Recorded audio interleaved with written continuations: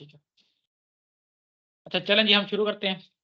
अच्छा, कल तक हमने जो है ना लिंक लिस्ट को देख लिया था, उसकी जितने भी पॉसिबल ऑपरेशंस थे वो सारे के सारे हमने देख लिए थे। तो वो हमने क्यों पढ़े थे, आज से लोगों को समझ आना शुरू हो जाएगा कि अरेज और लिंक लिस्ट क्यों जरूरी थी। क्योंकि आप देखेंगे अब जितने भी आगे हम डाटा स्ट्रक्चर्स पढ़ेंगे वो अरेज को और लिंक लिस्ट को ही यूज करके बनाए गए।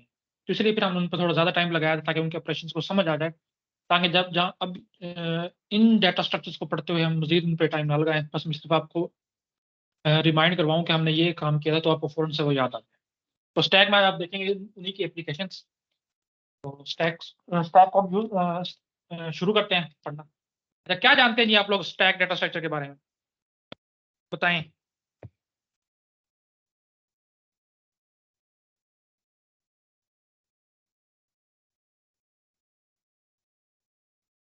ये फीफो डाटा स्ट्रक्चर है।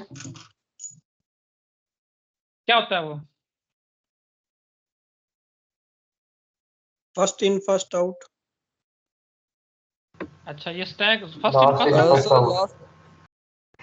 लास्ट इन फर्स्ट आउट है। बेसिकली एक डाटा स्ट्रक्चर है जो कि हम लिंक लिस्ट के थ्रू या एरे के थ्रू इसको इम्प्लीमेंट करते हैं। Last in first out function है जो आखिर में हमारे पास एलिमेंट इंटर होगा, पुश होगा, उसको सबसे पहले पॉप करेंगे। बिल्कुल ऐसा ही है। रियल लाइफ में भी आप ऐसे काफी एग्जांपल्स देखते हैं। लेफ्ट से कि आपके पास बुक्स का ढेर लगा हुआ है, आपने उसमें से कोई बुक्स जो है ना कह लो पुल करनी है। तो अगर आप जो सबसे ऊपर बुक है उसको नहीं उठाओगे, उससे नीचे वाली बुक्स को अगर उठाने की कोशिश करोगे तो हो सकता है कि उनकी तरतीब खराब हो कि वो सारी की सारी गिर जाए, आपसे ठीक तरह से उठाई नहीं जाएगी।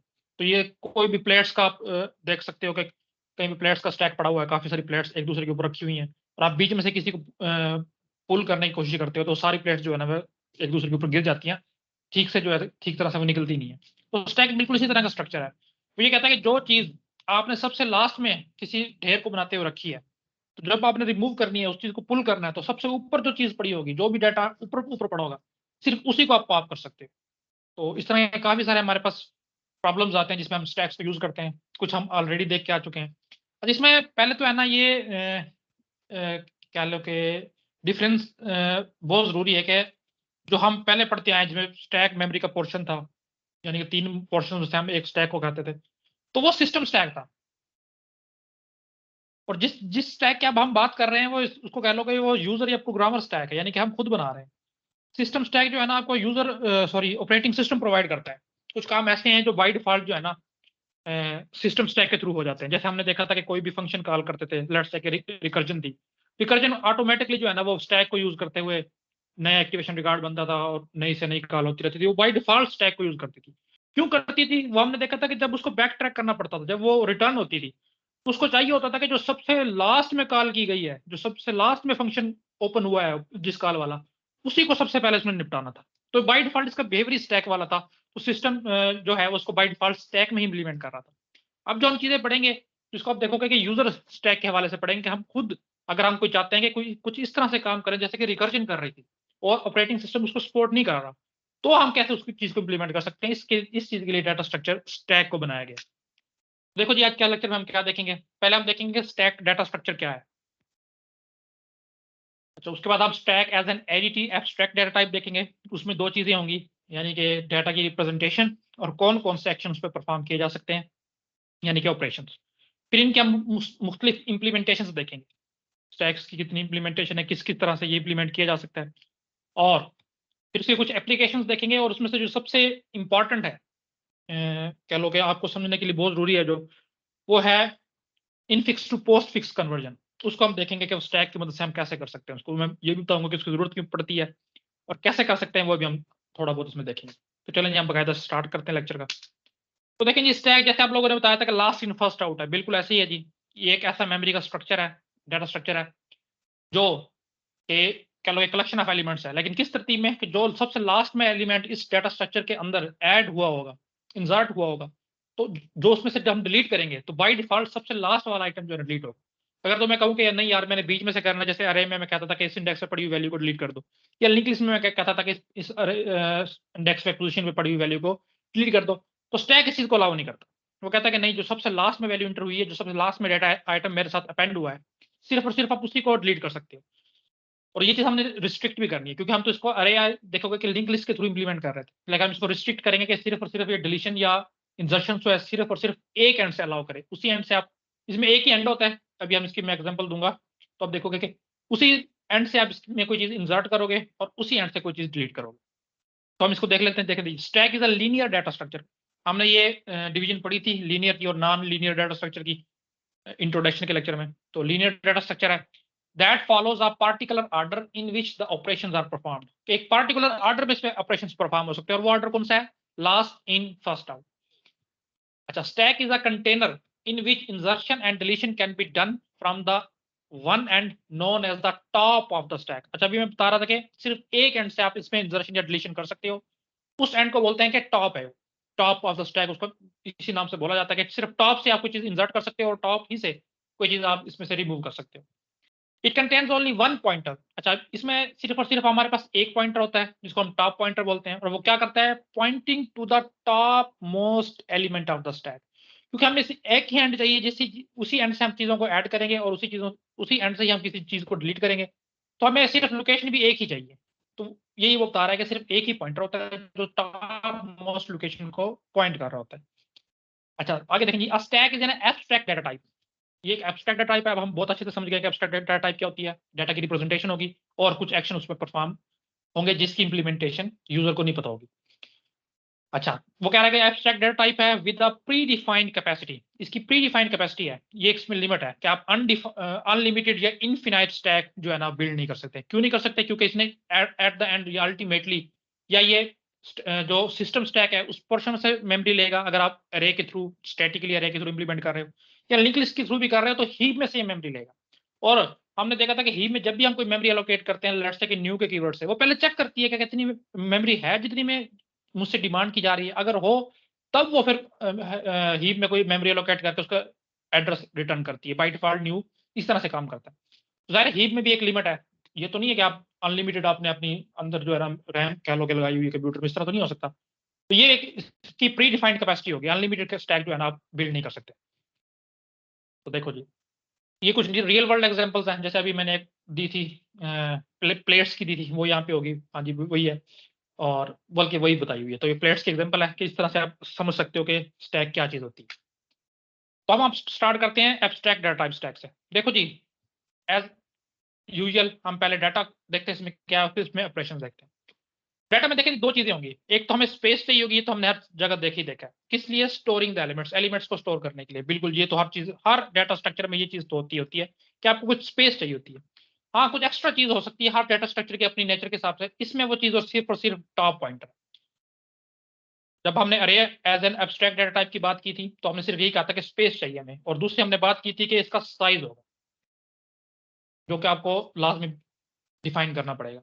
तो इसमें हम कह रहे हैं कि इसमें हम साइज को डिफाइन नहीं कर रहे, लेकिन एक स्पेस के साथ साथ हमें टॉप पॉइंटर चाहिए होगा, और वो क्यों चाहिए होगा हम आगे देखेंगे। और उसके बाद कुछ ऑपरेशंस होंगे जो कि हमें इसमें इंप्लीमेंट करना हम सीखेंगे, और यूजर को नहीं पता होगा, जो भी इसको यूज करने वाला होगा वो सिर्फ इन ऑपरेशंस को कॉल करेगा और उसका काम हो जाएगा। तो हम वो देखेंगे बारी बारी क्या है। ये देख लें जी, स्टैक की जो है ना रिप्रेजेंटेशन मेमोरी में आप कैसे इसको इलिस्ट्रेट कर सकते हैं। इस तरह का ये मेमोरी पोर्शन है। ये हम जब भी मैं रैम को इलिस्ट्रेट करता हूँ, मैं हमेशा इसी तरह से करता आया हूँ। लेट्स से कि ये एक मेमोरी का पोर्शन है जिसको मैंने, इसमें स्टैक डाटा स्ट्रक्चर जो है ना वो मैंने बिल्ड करना है। तो बाय डिफॉल्ट में ये जो इम्प्लीमेंटेशन हुई हुई आप अरे से समझ लो, आगे हम इसको डिफाइन करते हैं। देखें जी, इस तरह का डाटा स्ट्रक्चर है, उसमें सिर्फ और सिर्फ एक अभी जो है ना एलिमेंट हमने डिफाइन किया हुआ है टॉप के नाम से, और वो किसको पॉइंट कर होता है? टॉप मोस्ट लोकेशन को। अच्छा, इससे पहले आप कंसीडर कर लो कि स्टैक जो है अभी मेरे पास एम्प्टी है, ये रहा। उस वक्त हम जब बिल्कुल शुरू में इसको स्ट्रक्चर को बनाते हैं, तो टॉप हम -1 पे रखते हैं। -1 पे क्यों रखते हैं? क्योंकि देखो अभी जो है ना इसमें कोई आइटम भी नहीं है, और हम लेट्स से कि मैं कहता हूं कि मैं इसको अरे से इंप्लीमेंट कर रहा हूं, तो अरे में पहला एलिमेंट जो है वो बाय डिफॉल्ट 0 इंडेक्स पे आता है। तो अगर मैं टॉप को कह देता हूँ 0, और हमने टॉप की डेफिनेशन पढ़ी है कि वो टॉप मोस्ट लोकेशन पे पड़े हुए आइटम को पॉइंट कर रहा होता है, तो अभी तो कोई आइटम है ही नहीं इसमें, तो वो किसको पॉइंट करेगा? तो अगर आपसे ये पूछ लिया जाता है कि टॉप को आप -1 से क्यों इनिशियलाइज करते हो, तो आपने ये बताना कि अरे इंप्लीमेंटेशन में हमें इसमें आसानी हो जाती है कि जब भी पहला आइटम जी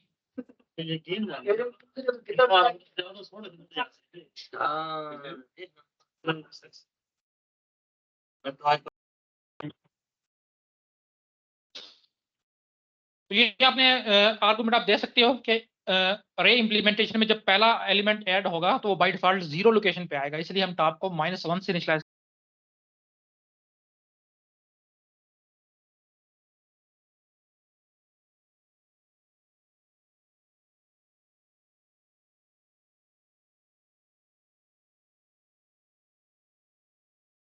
सर आपकी आवाज नहीं है। हाँ जी, आप ठीक है? जी जी सर। आ रही है, जी आ रही है। ठीक।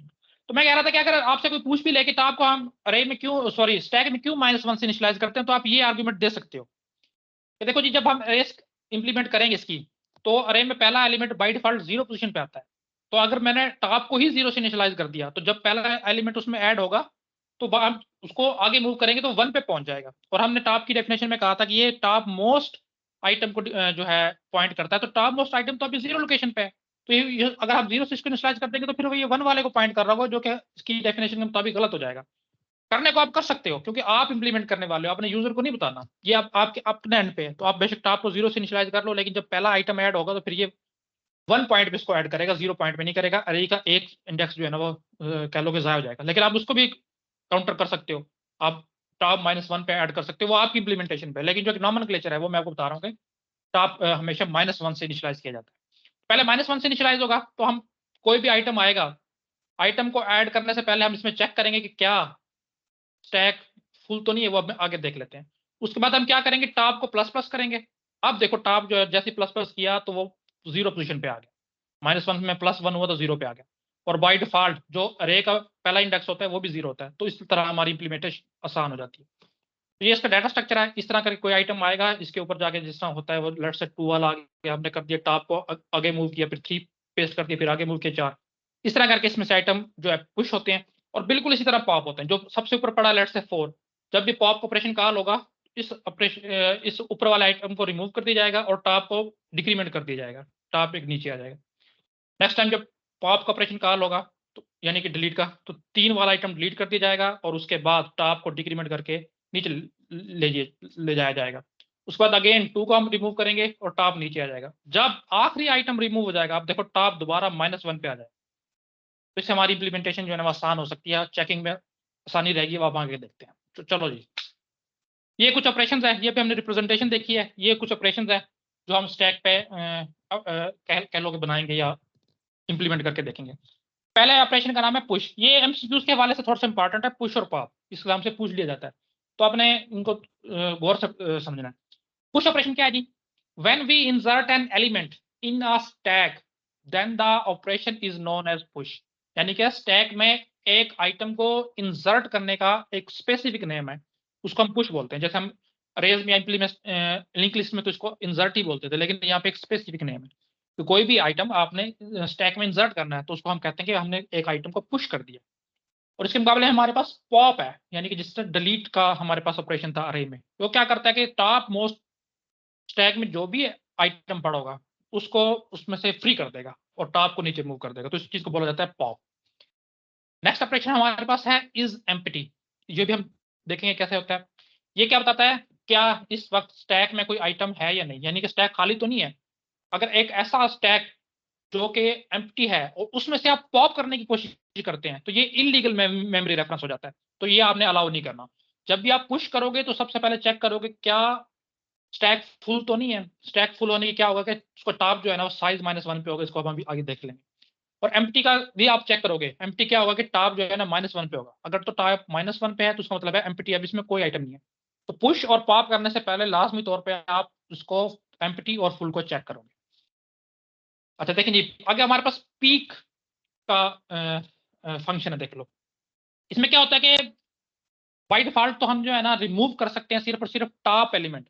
लेकिन अगर मैं आपको कहूं कि मुझे ये बताया जाए कि थर्ड पोजीशन पे इस स्टैक में कौन सा एलिमेंट मौजूद है, उसको सिर्फ रिमूव नहीं करना, आपने उसकी वैल्यू गेट करनी है। ये आप काम कर सकते हो।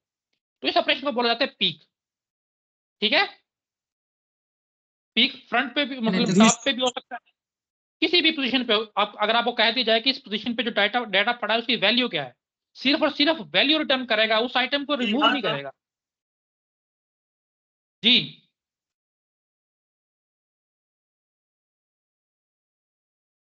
जी जी बोलें। एक तो बोल के चुप हो जाते हो।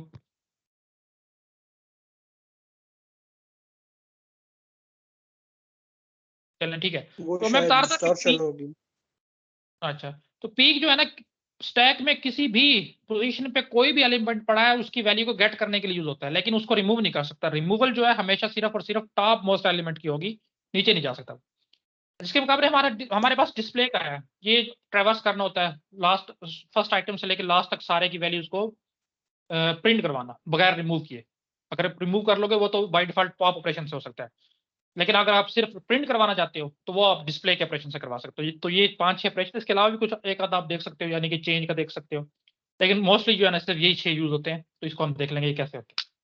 तो देखो जी, सर पहला पीक से कुछ वैल्यू रिटर्न करने के लिए जी एक खास पीक इंडेक्स पे। पीक पीक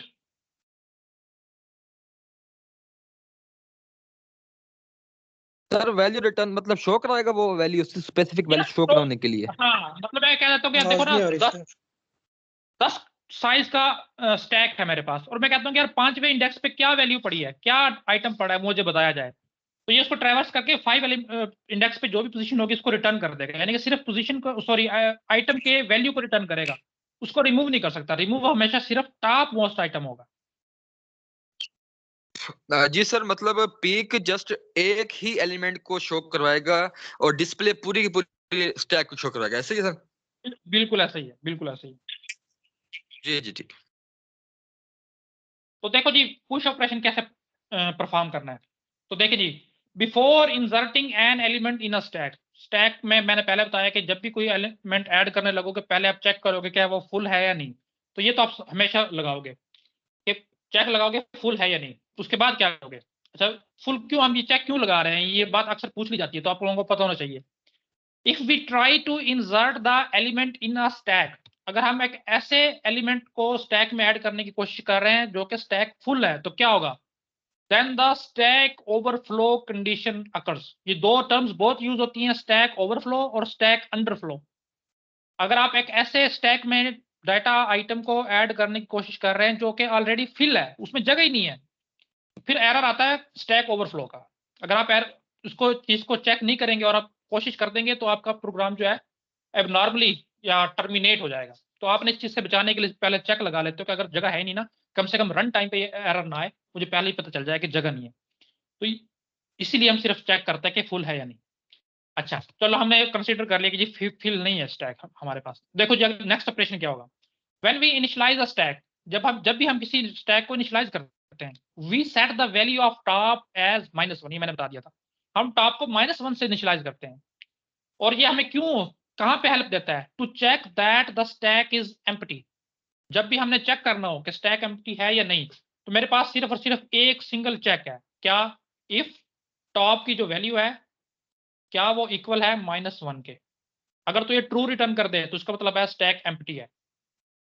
एम्प्टी स्टैक में आप वैल्यू को इंसर्ट तो करवा सकते हो, यानी कि पुश ऑपरेशन तो कर सकते हो, लेकिन पॉप ऑपरेशन नहीं कर सकते। जब कोई वैल्यू नहीं तो क्या पॉप करोगे। तो पॉप करने से पहले हमेशा एम्प्टी को चेक करना है, और पुश करने से पहले हमेशा फुल को चेक करना है, फुल तो नहीं है। तो ये दो चीजें ये बार बार पूछी जा चुकी है, मैंने मेंशन भी कर दिया कि एमसीक्यू से पूछी जा चुकी है। देखो जी, when the new element is pushed in a stack, ठीक है जी, जगह थी आपने पुश कर दिया, the value of top gets incremented, हमेशा टॉप की वैल्यू को प्लस प्लस कर दोगे, ठीक है जी, होगी, ताकि नेक्स्ट टाइम जो जगह जो भी आइटम होना है वो टॉप की ऊपर वाली पोजीशन पे हो। And the element will be placed at the new position of the top. इसमें कुछ टेक्निकलिटीज है वो मैं आपको बताता हूँ। अच्छा, the elements will be inserted until we reach the max size of the stack. ये इंसर्शन या पुश आप तब तक कर सकते हो जब तक कि स्टैक का मैक्स साइज अचीव ना हो जाए। मैक्स साइज क्या होता है मैं आपको बताता हूँ, ये इलस्ट्रेशन देख लो। इसमें जो बात है वो समझने वाली, जब भी कोई पुश ऑपरेशन कॉल हो रहा है पहले आपने चेक करना है इज फुल, कि फुल तो नहीं है, और उसके बाद बहुत ज्यादा समझने वाली बात, पहले टॉप की वैल्यू को प्लस प्लस करना है। कभी आप डायरेक्ट पहले पुश कर दो और फिर टॉप लगाओ, नहीं, टॉप की वैल्यू को पहले इंक्रीमेंट करना है। उससे क्या होगा, लेट्स से कि एम्प्टी था तो -1 पे था, तो आप अगर इस चीज को बाद में करते हो, टॉप को पहले इंक्रीमेंट नहीं कर रहे हो और आप कह देते हो कि स्टैक के टॉप इंडेक्स पे आइटम रखवा दो, लेट से जो मेरे पास आ रहा है एक्स, तो आपने ये कह के जो है ना इंसर्शन करवा दी। अब देखो टॉप -1 पे अभी अगर एम्प्टी है तो स्टैक को मैं अरे से इंप्लीमेंट कर रहा हूँ और स्टैक उस अरे का नाम है, तो वो कह रहा है कि इस अरे के -1 इंडेक्स पे लेट से 11 रखवा दो। तो ये पॉसिबल है कि अरे के -1 इंडेक्स पे मैं 11 रखवा सकता हूँ? नो सर, नहीं सर, क्यों नहीं रखवा सकता? क्योंकि वो 0 से स्टार्ट होते हैं ना। 0 से स्टार्ट होती है स्टैक ना, तो एम्प्टी है। हाँ हमेशा टॉप की वैल्यू को पहले इंक्रीमेंट करना है, उसके बाद कहना है कि इस जो स्टैक अरे है टॉप वाले इंडेक्स पे फला वैल्यू रखवा दो। तो सर थोड़ी बहुत अगर पहले से वैल्यू हुई तो फिर भी नहीं रखाई जा सकती, फिर भी पहले आप टॉप को प्लस करोगे। तो उससे फिर प्लस सर ये का रिपीट कर दें सर। अच्छा मैं कर देता हूँ, मैं कर रहा हूँ। जहाँ पे इंप्लीमेंटेशन में अक्सर लोग गलती करते हैं, वो पता क्या होता है, आप बताओगे ना कि पुश ऑपरेशन को डिफाइन करो, वो कहेगा सर हम पहले चेक करेंगे कि स्टैक फुल है या नहीं, ठीक है जी, फिर हम उस एलिमेंट को स्टैक में इंसर्ट कर देंगे, ठीक है जी, और फिर टॉप की पोजीशन को प्लस प्लस कर देंगे। तो ये 2 ऑपरेशन जो है ना, ये मैं कह रहा हूँ कि गौर से समझने हैं कि टॉप की पोजीशन को आपने पहले प्लस प्लस सर करना जी, है। टॉप की पोजीशन -1 रखने की लॉजिक क्या, 0 क्यों नहीं रख रहा है? बताया तो है अभी मैंने।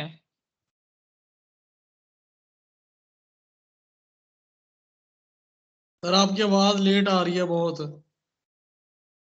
सबको लेट आ रही है जी? नहीं सर, सही आ रही है बात तो। ठीक आ रही है आवाज। असल आपकी तरफ कोई मसला है, आप मुझे ब्लेम कर लो, खुश हो लो। मुझे तो अभी तक स्लाइड ही पिछली शो हो रही है। चलो कोई नहीं, अल्लाह खैर करेगा। हसन उसके पीछे लॉजिक ये थी कि जब हम अरे के थ्रू इंप्लीमेंट करेंगे स्टैक को, और आप कहते हो कि ठीक है जी जी, सर। टॉप से मैंने जो है ना उसको शुरू कर दिया है, तो आप बताओ कि एम्प्टी कैसे चेक करोगे कि स्टैक एम्प्टी है या नहीं, कैसे चेक करोगे बताओ? कि उसके अंदर कोई भी वेरिएबल ना हो। सिर्फ टॉप है ना मेरे पास, उसको टॉप एक पॉइंट है जिसके थ्रू मैं चेक कर सकता हूँ, तो क्या कंडीशन लगाऊंगा मैं बताओ? सही है। आप इक्वल टू तो वो आप एम्प्टी होगा। आप कहते हो, आप सर कंडीशन लगा दो कि टॉप 0 है या नहीं, ये कंडीशन कह हाँ रहे जी हो? बिल्कुल। ठीक है, तो आप नेक्स्ट टाइम इनका मैंने माइनस आइटम, ठीक है टॉप अभी 0 पे खड़ा है, तो नेक्स्ट मैंने एम्प्टी की कंडीशन भी यही कि टॉप 0 पे होना चाहिए, ठीक है। नेक्स्ट आइटम मैंने कोई भी ऐड करना है, तो ठीक है जी, पहले मैं टॉप को प्लस प्लस किया तो टॉप आ गए यहाँ पे, और फिर मैंने आइटम को यहाँ पे मूव कर दिया, तो अब देखो ये वैल्यू मेरे पास आया नहीं होगी, इसमें तो कोई वैल्यू नहीं आ सकी, 0 वाला इंडेक्स खाली हो रह जाएगा। खाली रह जाएगा ना। आप एक अरे के, अगर मैंने ये पहले ही बताया था कि अगर आप कुर्बानी देना चाहते हो तो बेशक 0 से इनिशियलाइज कर लो, कोई मसला भी नहीं है, आपकी इम्प्लीमेंटेशन है, आप इसको भी कह लो कि काबू पा सकते हो, इस एक मसले को, जगह वाले को भी, लेकिन वो आपकी इम्प्लीमेंटेशन पे है, ये प्योरली जो है ना आपने इम्प्लीमेंट करना है, फिर आप नहीं अपनी सारी लॉजिक्स बनानी है, आप कर सकते हो बिल्कुल, उसमें कोई मसला भी नहीं है।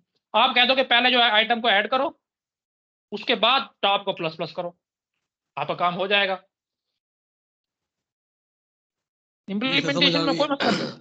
लेकिन जो एक नॉमेनक्लेचर है जी सर, वो मैं कह रहा हूँ इस तरह आसानी रह गया। लेकिन सर जी जी जी, एरे के नेचर के खिलाफ है ना सर, ये किसी में देखा जाए तो। वही मैं कह रहा हूँ, एक हमारे पास ना बंदा था, क्लास फेलो, अरसलान नाम था उसका, बड़ा लेवल का प्रोग्रामर था, वो हमेशा स्टैक को जो है ना 0, टॉप को 0 से ही इनिशियलाइज करता था, तो हमें तो उस वक्त समझ नहीं आती थी, वो हमें बताता था कि देखो मैंने टॉप को जो है ना 0 करके इसको बनाया हुआ है, सारा ठीक से काम कर रहा है, हम भी उस वक्त हमें समझ नहीं आती थी, हम भी वाह वाह कर देते थे, बाद में हमें समझाना शुरू हो गया ये तो कोई बात भी नहीं थी, इसमें वो हमें बस एवं रेस्पेक्ट किया गया। सर वो सर पहले टॉप एंट्री प्लस करता प्लस तो आप एम्प्टी की सूरत में करा रहे हैं ना, जी जी, तो मेरा क्वेश्चन है कि अगर पहले से 1-2 वैल्यू पड़ी होगी और आप पहले से ही प्लस प्लस करा देंगे तो वो वाला तो खाली रह जाएगा ना नहीं रह जाएगा ना। आप इंडेक्स। देखो देखो, लेट्स से यहाँ पे वैल्यू पड़ी है, टॉप इसी को जी पॉइंट कर रहा है, ठीक है, नेक्स्ट आइटम आया, आपने टॉप प्लस प्लस किया, टॉप यहाँ पे आ गया, वैल्यू रखवा दी, कौन सा खाली रह गया? सर ये कह रहे हैं कि अगर कुछ वैल्यू पड़ी हो तो वो जब हम उसको देखें ना एज एम्प्टी तो वो हमें वैल्यू रिटर्न कर देगा कि एम्प्टी नहीं है, फॉल्स रिटर्न कर देगा, तब हम उसको हाँ प्लस प्लस करेंगे। यार कंडीशन होगा। एम्प्टी की ये है कि टॉप इज इक्वल -1, ये कंडीशन है। अगर तो टॉप -1 पे है तो है एम्प्टी, और फुल की कंडीशन है कि टॉप जो है उसका साइज हो जाता है अरे के साइज -1 से एक कम। लेट्स से कि 7 एलिमेंट की अरे थी और आप टॉप को मूव करते करते 6 पोजीशन पे ले गए हो, तो बाइट मतलब 6 पोजीशन का मतलब है कि 7 एलिमेंट उसमें ऐड हो गए हैं, तो 8वां तो नहीं कर सकते ना। तो ये फुल की कंडीशन है कि टॉप मूव करते करते जितनी अरे का साइज था उससे -1 पोजीशन पे पहुंच गया है, तो ये फुल हो गया। अब मजीद इस पे ऐड नहीं कर सकते आप, और टॉप अगर -1 पे है तो ये एम्प्टी है।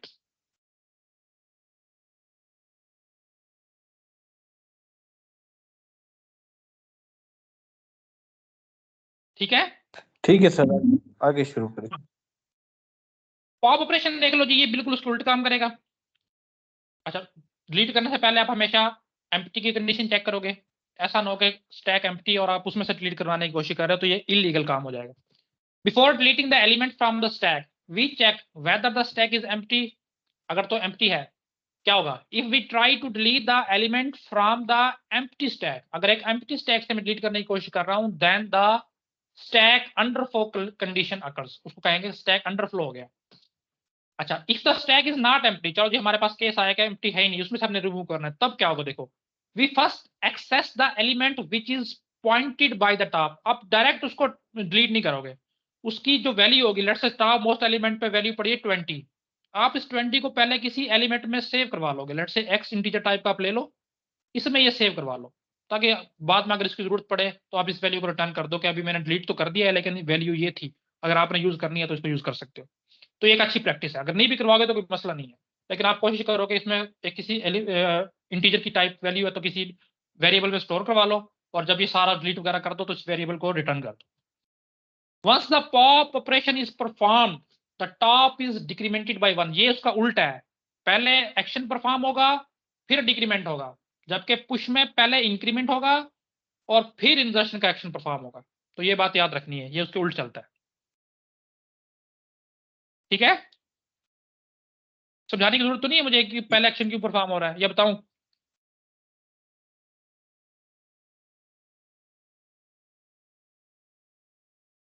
बोलो जी बोलो सर, जल्दी ठीक से है। फिर। ठीक है। ठीक है, ये पॉप की इलस्ट्रेशन है, अगर कोई मसला हुआ तो मुझे देख लो, 1 मिनट देख लो और मुझे बता दो, मैं इसको एक्सप्लेन कर देता हूँ अगर आगे चलते हैं, क्योंकि ये चीजें हमने की हुई है स्टैक के थ्रू इम्प्लीमेंटेशन, ये अरे के थ्रू ही हुई है बाय डिफॉल्ट इसकी ना।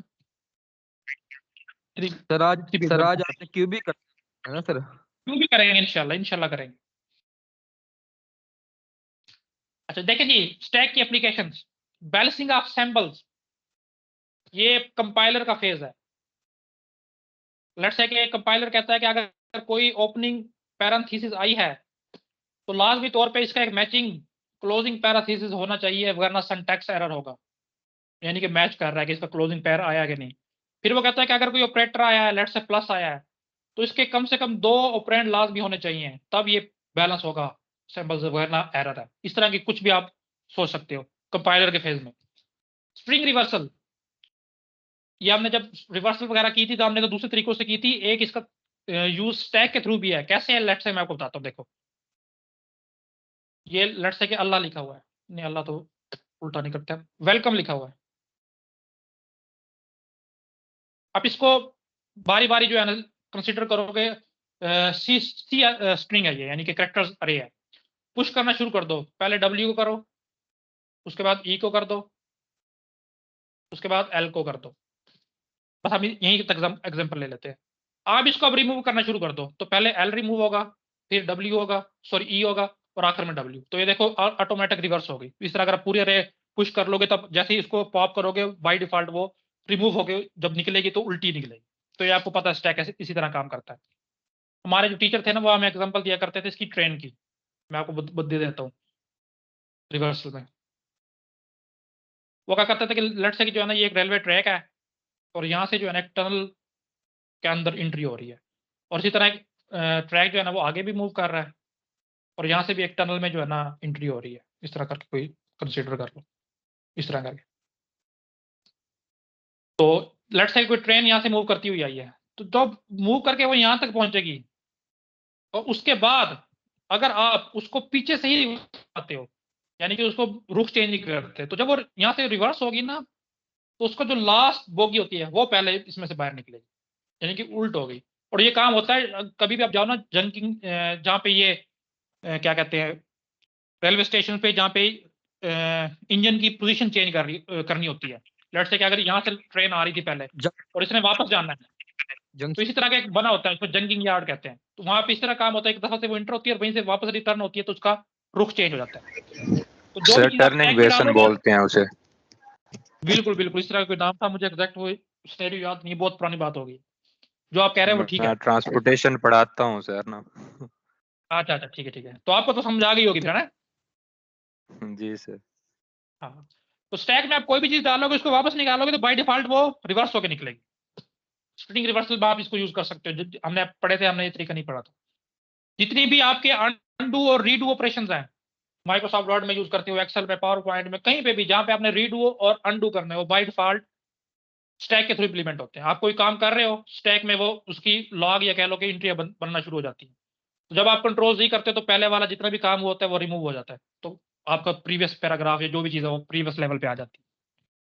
दो स्टैक इसमें इंप्लीमेंट होते हैं, एक को अनडू स्टैक कहते हैं, एक को रीडू स्टैक कहते हैं। अगर इसके इंप्लीमेंटेशन आपने देखनी है तो सिर्फ अनडू और रीडू स्टैक लिखोगे, इंप्लीमेंटेशन सामने आ जाएगी। रिकर्जन, ये तो आप देख ही चुके हो, रिकर्जन बाय डिफॉल्ट स्टैक को यूज करती है। Depth first search, graph traversal की एक सर्चिंग की एक टेक्निक है। जब इंशाल्लाह हम ग्राफ पे पहुंचेंगे हम इसको पढ़ेंगे। ये भी जो है स्टैक के थ्रू इंप्लीमेंट की जाती है। बैक ट्रैकिंग बड़ा एक कॉमन फिनोमिना है ब्रूट फोर्स सर्चिंग का।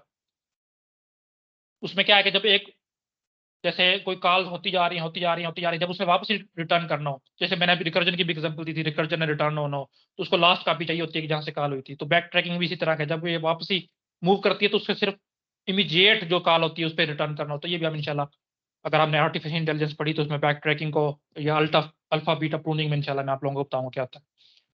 अभी के लिए सिर्फ नाम याद रख लो कि बैक ट्रैकिंग होती है कुछ चीज, बल्कि ये चीज तो उसमें एल्गोरिथम्स में आ जाएगी बैक ट्रैकिंग। एक्सप्रेशन कन्वर्जन, इस चीज को हम आज डिटेल से देखेंगे इंशाल्लाह, एक्सप्रेशन कन्वर्जन क्या है, इसको भी थोड़ी देर होल्ड पे रखते हैं। और मेमोरी मैनेजमेंट भी हमने देखा था कि स्टैक के थ्रू पॉसिबल है। जैसे अभी मैंने बताया था कि 3 पोर्शन है, डाटा पोर्शन, स्टैक पोर्शन और हीप पोर्शन। इसमें जो भी चीज बनाते हो बाय डिफॉल्ट स्टैक में बन रही है, और ये आगे पीछे सारी मेमोरी मैनेजमेंट पे ही आती है। तो ये इसके एप्लीकेशंस है, जिसमें से हम एक्सप्रेशन कन्वर्जन, और ये काफी इंपॉर्टेंट है, इसको हम इंशाल्लाह देखते हैं। और उससे पहले हम इंप्लीमेंटेशन देख लेते हैं स्टैक की। तो दो तरह से पॉसिबल है जी, एक अरेज के थ्रू और एक लिंक लिस्ट के थ्रू। पहले हम अरेज के थ्रू देख लेते हैं, फिर लिंक लिस्ट के थ्रू। देखें जी, स्टैक यूजिंग अरे, अरे के थ्रू आप कैसे इंप्लीमेंट कर सकते हो। In array implementation the stack is found by using array, array से बनाया जाएगा। क्या होगा जी, all the operation regarding the stack is performed using arrays. Arrays को यूज करते हुए आप तमाम एक्शन परफॉर्म करोगे, हम देखते हैं कैसे होंगे।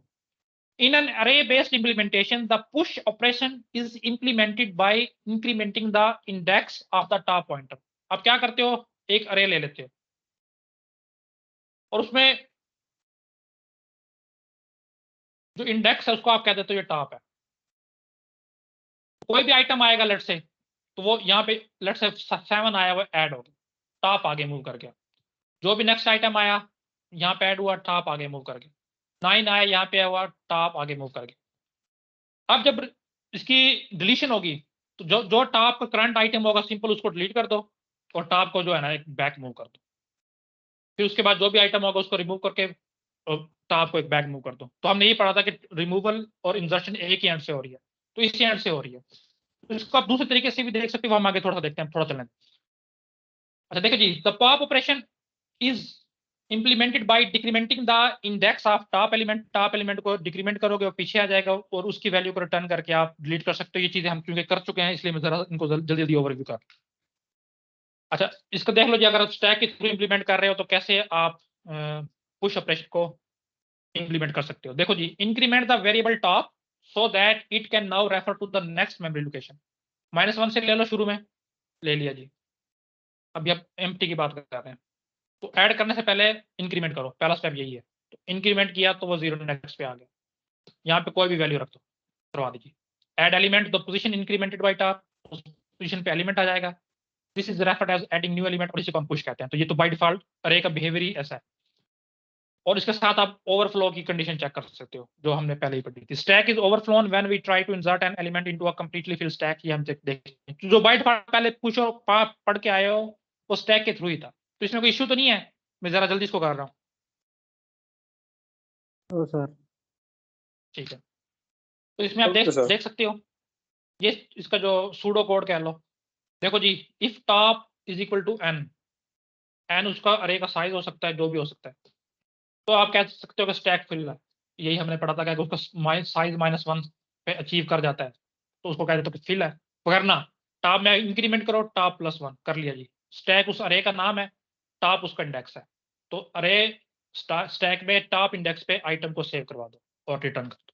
ये जो है पुश ऑपरेशन। रिलेशन देख लो जी, the value of the variable top will be incremented by 1 whenever an item is deleted from the stack. ये उल्टा लिख दिया मैंने, सॉरी, डिक्रीमेंट होना था, ठीक है। The top most element of the stack is stored in another variable and, अच्छा ठीक है, इसकी इंप्लीमेंटेशन देखते हैं। सूडो कोड पे आओ जी। देखो पहले आप स्टैक एम्प्टी की कंडीशन को चेक करोगे, कैसे करोगे? टॉप 0 पे। अब ये देख लो 0 के थ्रू इंप्लीमेंट हुआ है। जो लोग कह रहे थे कि सर आपने वो क्यों नहीं किया, -1 से क्यों किया? स्टैक एम्प्टी हो गया जी, ठीक है। अगर आप इसको -1 पे करना चाहते हो तो फिर जो फुल का कंडीशन थी उसको आप रखोगे top is equal to n-1। अगर आप -1 से स्टार्ट कर रहे हो, अगर आप 0 से स्टार्ट कर रहे हो टॉप को, तो फिर फुल की कंडीशन हो जाएगी टॉप इज इक्वल n। तो आप पीछे कंडीशन देखो सूडो कोड में, ये देखो ये उसका था पुश का, तो इसमें आप देखोगे टॉप n के इक्वल चेक किया जा रहा है, जिसको मैं सर्कल कर रहा हूँ, नजर आ रहा है? जी सर, ला रहा हाँ, इसमें इसका मतलब है टॉप उसने 0 इनिशियलाइज किया हुआ इस इंप्लीमेंटेशन, इसलिए यहाँ पे वो 0 से ही चेक कर रहा है कि अगर 0 पे है तो उसका मतलब है स्टैक एम्प्टी है। अगर एम्प्टी है तो उसको एरर दे दे, वरना स्टैक में टॉप पे जो भी आइटम पड़ा है उसको किसी वेरिएबल आइटम में स्टोर करवाए और टॉप को डिक्रीमेंट कर दे। तो ये काम हम पहले पढ़ के आ चुके हैं, तो इसलिए सिर्फ सूडो कोड से ही देख लो। अच्छा, पीक क्या करता है? मैंने बता दिया था कि किसी भी इंडेक्स पे अगर आपने आइटम को बगैर डिलीट किए उसकी वैल्यू को रीड करना है तो पीक ऑपरेशन है। तो मैं कह देता हूँ कि पीक और साथ में इंडेक्स देता हूँ 3, तो अरे में तो प्रॉब्लम ही नहीं है।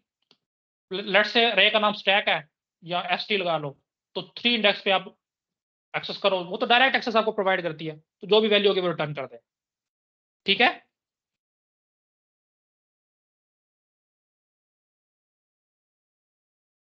ठीक है, या कोई मसला इसमें? ठीक है सर, कोई इशू नहीं। क्योंकि अरे की डायरेक्ट एक्सेस है, अरे में तो जो इंडेक्स दोगे उसकी वैल्यू दे देगा, तो अरे में तो ये मसला है ही नहीं।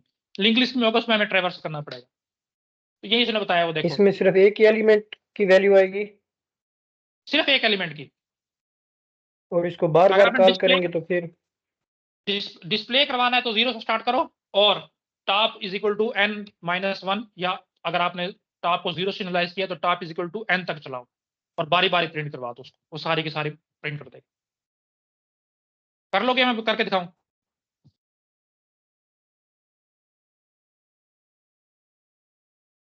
अरे को ट्रेवर्स करना है अगर सिर्फ टॉप 0 से, माइनस अगर हाँ 0 से। सर देखो टॉप i इज -1 है तो n-1 होगा। देखो अगर 0 से स्टार्ट कर रहे हो तो हम क्या करते थे? 0 से स्टार्ट करके कहां तक चलाते थे?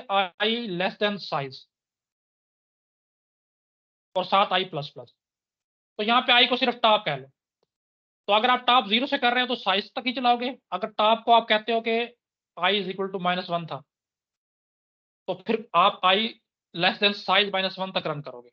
लेकिन इसमें देखो मसला क्या आएगा, इसमें मसला ये आएगा कि आपको टॉप पहले या i पहले ++ करना पड़ेगा, तब वो 0 इंडेक्स पे आएगा और उसके बाद फिर आप कह सकोगे कि i की जो वैल्यू पड़ी है उसको प्रिंट आउट कर दे। अगर ना -1 पे तो वो प्रिंट कर ही नहीं सकेगा। तो इम्प्लीमेंटेशन कोई मुश्किल नहीं है, अगर आपने 0 से इनिशियलाइज किया या -1 से किया है तो एक एक्स्ट्रा स्टेप से आप सारी सब चीजों को कर सकते हैं। आपकी अपनी इम्प्लीमेंटेशन है ये, तो यूजर को नहीं पता ये क्या काम हो रहा है, उसको सिर्फ और सिर्फ इंसर्ट का ऑपरेशन कॉल करना है, फुल का करना है, एम्प्टी का करना है। उसके अंदर कंडीशन क्या लगी हुई है उसको इससे गर्ज नहीं है। हाँ, उसको ये बता दी जाए कि फुल है या नहीं, वो कैसे भी आपने करना है।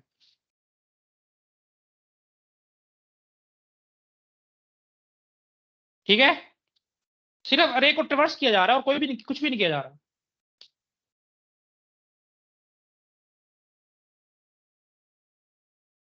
जल्दी बोलो, मसला है तो बताओ, मैं फिर उसको समझाता हूँ।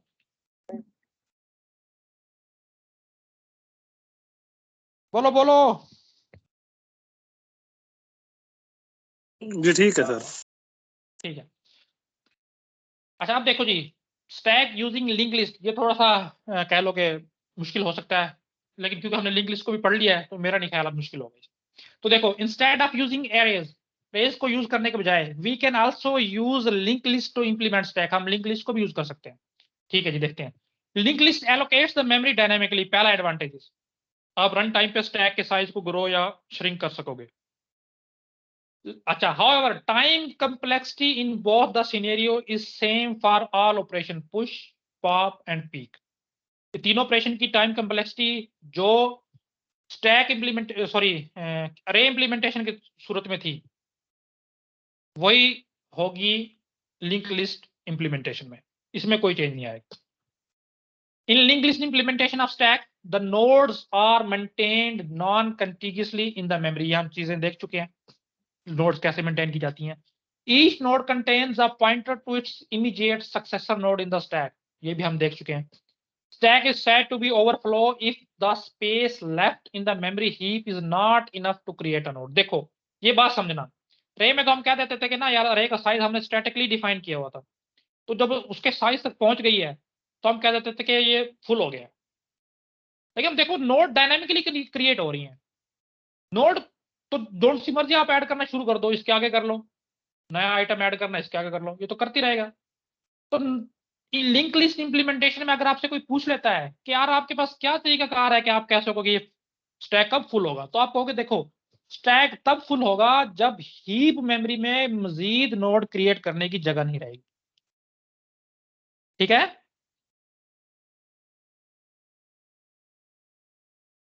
जी सर।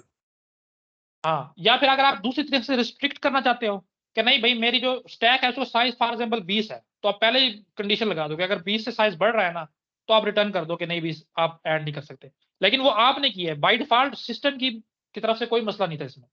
सिस्टम को अगर आप चाहता तो नई नोड उसको ऐड करवा सकता था, लेकिन आपने अलाउ नहीं किया। लेकिन जबकि अरे की सूरत में क्या होता था कि आपने एक दफा डिफाइन कर दिया तो फिर सिस्टम कहता था कि नहीं अब आप मजीद इसके आगे कोई चीज ऐड नहीं कर सकते, तो वो सिस्टमेटिकली रिस्ट्रिक्शन थी। इसमें सिस्टमेटिकली रिस्ट्रिक्शन तब लगेगी जब हीप का साइज ही खत्म हो जाएगा। अगर आप उससे पहले चाहते हो तो फिर आपकी इंप्लीमेंटेशन है कि आप रोक सकते हो, वरना सिस्टम वो कहेगा जब तक साइज नहीं बनता तो आप इंप्लीमेंट मेरे सामने नई नोड या इंसर्ट या पुश करवा सकते हैं। तो इसमें देख लो, देखो इस तरह की इंप्लीमेंटेशन होती है कुछ, जैसे हमने लिंक लिस्ट देखी थी, ये आप इसको समझो कि स्टैक डाटा स्ट्रक्चर है, उसमें नए आइटम कैसे ऐड होंगे कैसे डिलीट होंगे। देखो इस तरह होता है, एक पॉइंटर तो एक ही होगा इसमें टॉप का, तो लिंक लिस्ट में हमने पहले पॉइंटर पढ़ा था फर्स्ट का या हेड का, तो क्या करता था फर्स्ट नोड को पॉइंट कर रहा होता था, तो अब उसका नाम चेंज करके हमने टॉप कर दिया, उसी को ये पॉइंट कर रहा है। अब आपने नया आइटम नई नोड यानी कि नई वैल्यू ऐड करवानी है, तो जैसे हमने पहले पढ़ा था कि इंसर्शन बिफोर द फर्स्ट, जो लिंक लिस्ट का पहला ऑपरेशन था, क्या होता था कि एक नई नोड बनाई जाएगी, बना ली, जो डाटा रखना था वो डाटा रख दो लेट से, और उसको एक पॉइंटर पॉइंट कर रहा होता था, हमने टी लिया था अक्सर, तो टी इसको पॉइंट कर रहा है। तो अब आप क्या करोगे, इसका जो नेक्स्ट पार्ट था उसमें वैल्यू रखवा देते थे फर्स्ट की, और इसमें फर्स्ट टॉप है तो आप इसमें टॉप जिसको पॉइंट कर रहा है उसकी वैल्यू रखवा दोगे, और फर्स्ट को आप कहते थे कि अब इसको पॉइंट करो, यानी कि आप टॉप को कहोगे इसको पॉइंट करो, तो टॉप इसको पॉइंट करने लग जाएगा। आप देखो टॉप फिर टॉप मोस्ट एलिमेंट पे पड़े हुए नोड को ही पॉइंट कर रहा है, और यही आपने देखा था कि टॉप हमेशा स्टैक पे जो टॉप मोस्ट एलिमेंट होता है उसको ही पॉइंट कर रहा होता है। तो बिल्कुल सेम इंप्लीमेंटेशन है, बस जो insertion before the first node था लिंक लिस्ट का टॉपिक वो इसमें लगा हुआ है। ठीक है सर ये लिंक्ड लिस्ट ही बेहतर होगी ना, आप बिल्कुल इन दोनों में से? लिंक लिस्ट, हाँ बिल्कुल, आप ये अच्छा तरीका कार है, इसको आप श्रिंक कर सकते हो, ग्रो कर सकते हो, को रन टाइम पे आपके पास मेमोरी का मसला नहीं है। अगर आपने पहले स्टैक के थ्रू कर दी तो उस पर मसले है काफी सारे, बढ़ा नहीं सकते आप स्टैक के साइज को रन टाइम पे।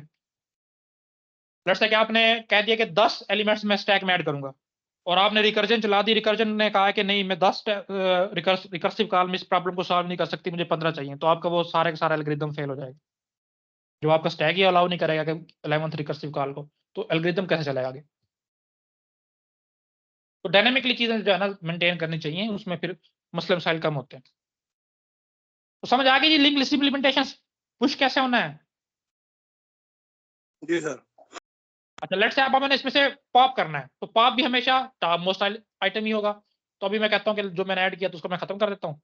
तो यही 33 डाटा आइटम वाला एलिमेंट जो है ना टॉप पे है। तो आपने कुछ भी नहीं करना, एक नया पॉइंटर बनाना है जो हम पी बनाते थे, पी को पॉइंट करवा दो, इसको करवा दिया जी। और टॉप को कह दो कि टॉप असाइन कर दो, यानी कि फर्स्ट को असाइन कर दो फर्स्ट का नेक्स्ट, टॉप को असाइन कर दो टॉप का नेक्स्ट। और हमें पता है कि यह स्टेटमेंट क्या करती थी, इसको नई न्यू नोड पे या नेक्स्ट नोड पे मूव करवाती थी। तो इस स्टेटमेंट के बाद टॉप इसको पॉइंट करने लग जाएगा। अभी ये 4900 है, इसमें आप नल रखवा दो और पी को डिलीट कर दो। पी डिलीट करोगे मेमोरी फ्री हो जाएगी क्योंकि हीप में है। तो लो जी टॉप आप इसको मूव कर रहा है और सारा को सारा मसला हो गया।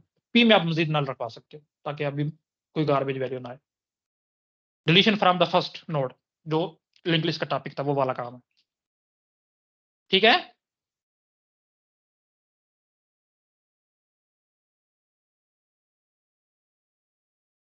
जी सर। नहीं समझ आई? ये रिपीट जी कर सर। दो सर पॉप। ठीक है, देखो जो हमारा टॉपिक था कि सिंगली लिंक लिस्ट में डिलीशन, तो हमने देखा था दो तरीकों से पॉसिबल है। एक तो आप गिवन इंडेक्स पे कर सकते हो, और अगर गिवन इंडेक्स से नहीं करना चाहते तो फर्स्ट नोड से कर सकते हो कि फर्स्ट नोड जो है उसको डिलीट कर दो। तो वही मैंने करना है, फर्स्ट नोड को डिलीट करना है। और उसका हमने तरीका पढ़ा था कि कभी भी ये फर्स्ट पॉइंटर है जिसको मैं टॉप बोल रहा हूँ, ये फर्स्ट पॉइंटर है, फर्स्ट नोड को पॉइंट कर रहा है और फर्स्ट नोड ये है। कभी भी हमने फर्स्ट पॉइंटर को नहीं छेड़ना, ठीक है जी। हमेशा एक नया टेम्पररी पॉइंटर बनाओगे, ये लो जी पी बना लिया, और पी हमेशा उसी नोड को पॉइंट करेगा जिसको फर्स्ट कर रहा है। तो लो जी पी इसको पॉइंट करने लग गया। उसके बाद हम करते थे फर्स्ट को नेक्स्ट नोड में मूव कराते थे, लो जी फर्स्ट को नेक्स्ट नोड में मूव करा दिया। और फिर डिलीट पी करते थे, डिलीट पी किया तो ये जगह डिलीट हो गई, तो पाप हो नहीं गई। जी सर। हो गई या नहीं इसमें हुई? नल रखवा देंगे, इसमें ये जो डिलीट करेंगे। डिलीट करेंगे तो फ्री हो जाएगी ना मेमोरी। नल किस में रखवाओगे, मेमोरी तो गई। फिर इसके फर्स्ट को पॉइंट कैसे करेंगे, ये जो फर्स्ट को आप 22 वाली वैल्यू है। उसको बाय डिफॉल्ट टॉप पॉइंट कर जो रहा है, ये मैंने करवाया जो टॉप है। यानी उसके एड्रेस को पॉइंट करेगा, सही है। जब आप ये चीज लिखते हो ना, फर्स्ट असाइन फर्स्ट का नेक्स्ट, तो इसका मतलब होता है कि फर्स्ट जो नेक्स्ट वाली नोड है, फर्स्ट आप उसको पॉइंट कर रहा है। कल हमने इसमें बहुत खपे थे हम। तो ये आप लगाओगे तो फर्स्ट इसको छोड़ के इसको पॉइंट करने लग जाएगा।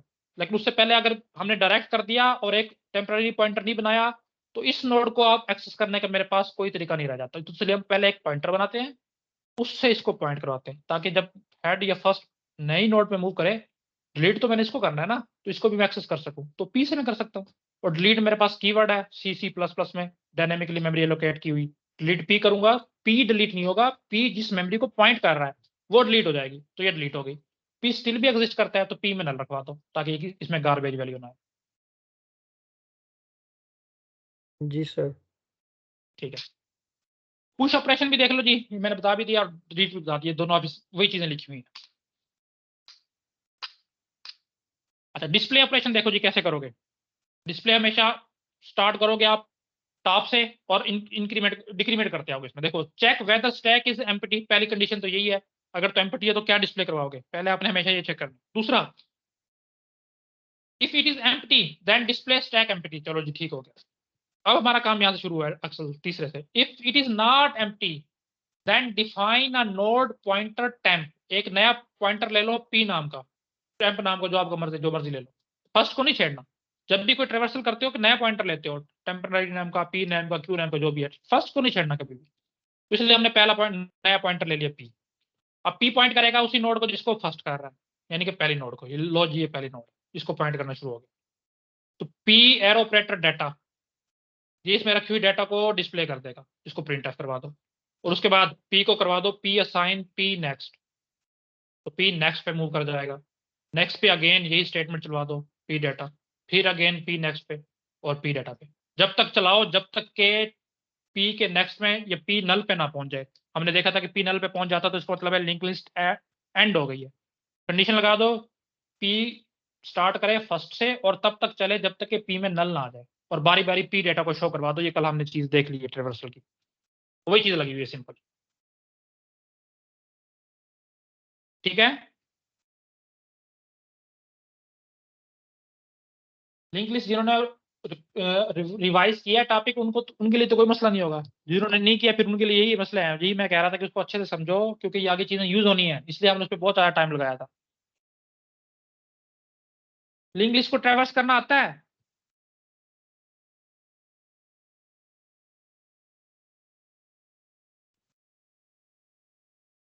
जी सर। बस वही ट्रैवर्सल हुई है और क्या हुआ है?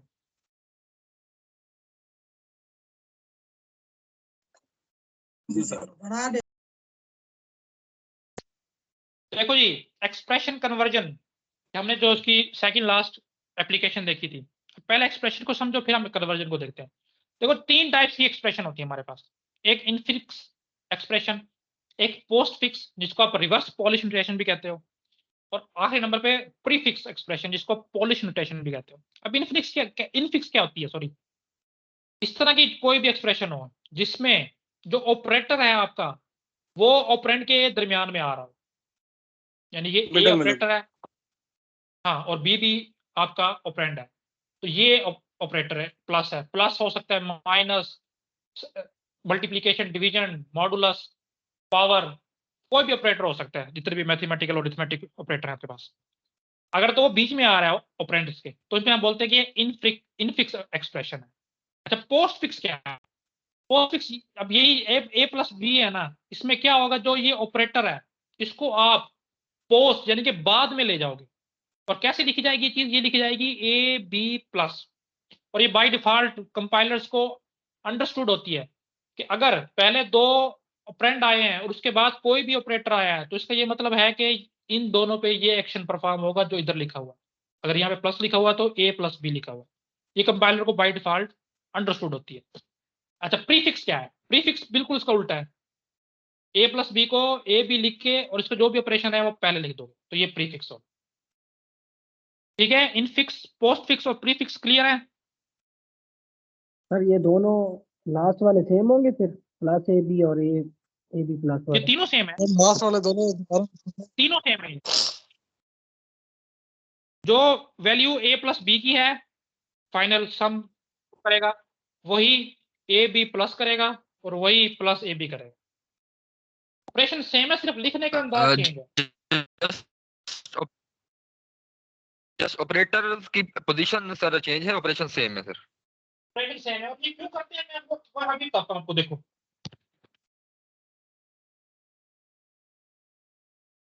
देखो इनफिक्स एक्सप्रेशन जो है ना वो ह्यूमन अंडरस्टैंडेबल तो है, कि हमें देख के पता चल जाता है कि आसपास कोई 2 ऑपरेंड है, बीच में ऑपरेटर, ये काम है, जैसे अभी मैंने ए प्लस बी के एग्जांपल दी। लेकिन मसला क्या आता है? मसला आता है कंपाइलर को या सीपीयू को। कैसे? देखो मेरे पास लेट्स से ये एक एक्सप्रेशन है, ए प्लस बी एस्टेरिक सी डिवीजन डी प्लस ई, और मजीद कुछ को कॉम्प्लिकेट कर लो, मल्टीप्लिकेशन करके ऐड कर लो। बात पता है कि प्रेसिडेंस और एसोसिएटिविटी का चक्कर होता है। प्रेसिडेंस से ये मुराद है कि कौन सा ऑपरेशन पहले परफॉर्म हो। तो अभी हम बाई डिफॉल्ट लेके चलते हैं कि यार जो मल्टीप्लिकेशन और डिवीजन है इसकी प्रेसिडेंस सबसे ज्यादा हाई है, आप इसको बेशक हाईएस्ट नंबर दे लो, लोएस्ट दे लो, जो मर्जी आपकी। लेट्स से मैं कह देता हूँ इसकी प्रेसिडेंस 3 है। तो उसके बाद प्लस और माइनस जो है उसकी प्रेसिडेंस 2 है, और उसके बाद अगर कोई और इससे लोएस्ट प्रेसिडेंस वाला है तो है नहीं, अगर होता तो मैं कह देता 1। तो अब क्या करता है कंपाइलर? हमेशा लेफ्ट टू राइट इसको एग्जीक्यूट करता है, कोई भी स्टेटमेंट हमेशा लेफ्ट टू राइट चले। तो अब लो जी, उसने ए देखा, आगे देखा प्लस बी है, प्लस है उसके बाद बी है, तो कहेगा नहीं यार अभी मैं इसका फैसला नहीं कर सकता कि मुझे इसको इवेल्युएट करना चाहिए या नहीं। हो सकता है कि इससे नेक्स्ट कोई ऐसा ऑपरेटर पड़ा हो जिसकी प्रेसिडेंस इससे हाई हो, तो मुझे पहले उसको करना पड़ेगा। और बिल्कुल ऐसे ही हुआ, प्लस पे अगले पे वो आया तो उसको स्टेरिक मिल गया। देखो अब वो कह रहा है चलो ठीक है, अगर मैं स्टेरिक को कर भी लेता हूँ, हो सकता है इससे भी आगे वाला कोई प्रेसिडेंस वाला पड़ा हो, तो फिर वो मूव करेगा नेक्स्ट पे। फिर इस तरह करते करते वो पहले सबको एक दफा इवेल्युएट करेगा और फिर डिसाइड करेगा मैंने इसको 1 पे करना है, इसको 2 पे करना है, इसको 3 पे करना है।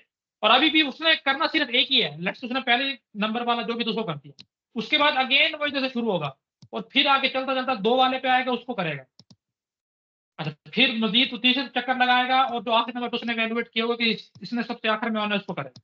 और देखो काम था एक, लेकिन कंपाइलर को या सीपीयू को इतने सारे जो है ना क्या कह लोगे साइकिल करने पड़ गए। तो ये टाइम वेस्ट हो रहा है। तो हम चाहते हैं कि टाइम वेस्ट ना हो। तो टाइम वेस्ट से बचाने के लिए जो है ना हमने फिर एक नया तरीका निकाला। हमने कहा यार स्टेटमेंट जो है ना ऐसे लिखो कि कंपाइलर एक दफा इसको रीड करे और पता चल जाए कि इसकी प्रेसिडेंस इतनी है, इसको पहले सॉल्व करना है, इसको आखिर में करना है, इसको मजीद अल्टरनेट चक्कर न लगाने पड़े। इसीलिए जो हमने इसको इन फिक्स एक्सप्रेशन को पोस्ट फिक्स में या प्री फिक्स में कन्वर्ट करते हैं। पोस्ट फिक्स और प्री फिक्स आप देख के आ चुके हो।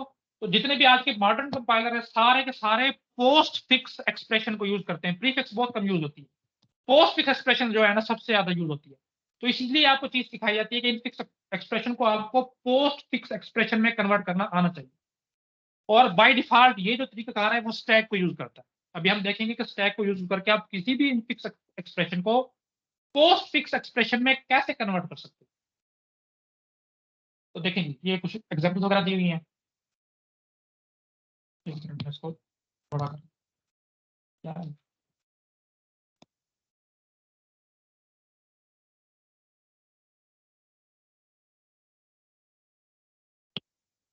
देखें जी, ये आप देख लो a प्लस बी एस्टेरिक सी और प्लस डी।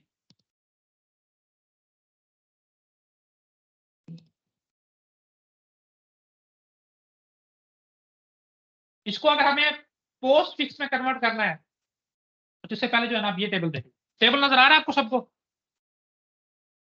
जी सर नजर आ रहा है। इसमें ये जो है ना आप एक तरफ से देख लेना। इसमें बताया गया है कि किस ऑपरेटर की प्रेसिडेंस क्या है और एसोसिएटिविटी क्या है। एसोसिएटिविटी से मुराद है कि अगर कोई ऐसे ऑपरेटर जिसकी प्रेसिडेंस सेम है, प्रेसिडेंस से मुराद है प्रेफरेंस लगा लो, लेट्स से कि प्लस और प्लस इन दोनों की सेम होगी तो एक एक्सप्रेशन में ये दोनों आ जाते हैं। लेट्स से कि a प्लस बी प्लस सी आ गए हैं। तो तब आपने इसको कैसे इवेलुएट करना है? तो आप देखोगे कि प्लस ऑपरेटर की एसोसिएटिविटी क्या है, लेफ्ट टू राइट, जिसको मैं अभी अंडरलाइन कर रहा हूं। तो उसका मुराद है कि मैं यहां से शुरू करूंगा और जो पहले प्लस आया वो होगा उसको मैं पहले करूंगा। तो इस सूरत में a प्लस बी को मैं पहले सॉल्व करूंगा, इसका जो भी सम आएगा, लेट्स से डी आया है, तो उसके बाद d प्लस सी रह जाएगा, इसको मैं बाद में सॉल्व करूंगा। सेम प्रेसिडेंस वाले ऑपरेटर अगर आपके इनकाउंटर करने पड़ जाते हैं तो फिर आप एसोसिएटिविटी देखते हो, इनकी एसोसिएटिविटी क्या है, तो फिर उसी बेस पे आप डिसाइड करते हो। तो लेट्स से अब हम इस एग्जांपल को देख लेते हैं जो हम देख रहे हैं। तो देखो अब मेरे पास पहली जो एग्जांपल है वो ये है a plus B multiply C plus D. अब ये मुझे देखते ही पता चल गया कि यार सबसे ज्यादा प्रेसिडेंस जो है ना मल्टीप्लीकेशन की है, तो मुझे पहले मल्टीप्लीकेटिव पार्ट सॉल्व करना। अब इसको कंपाइलर कैसे करता है वो तरीका क्या समझ लो। कंपाइलर सिर्फ और सिर्फ एक असूल पे काम करता है और वो है पैरेंथेसाइज, कि कोई भी एक्सप्रेशन उसको दी जाती है वो इसको पहले परफेक्टली पैरेंथेसाइज करता है।